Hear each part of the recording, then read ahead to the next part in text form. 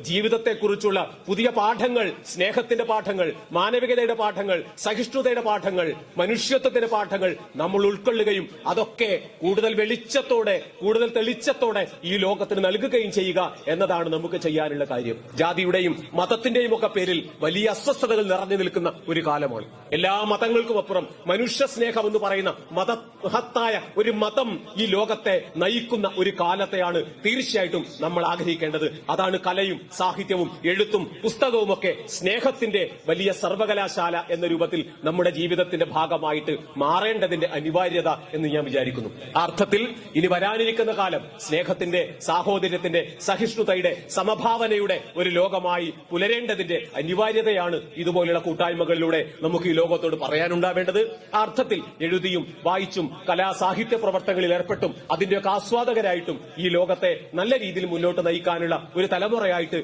നിങ്ങളേവരും മാറട്ടെ. അതിനുള്ള അരങ്ങും അണിയറയുമായിട്ട് നിങ്ങളുടെ ഈ സാഹിത്യോത്സവം മാറട്ടെ.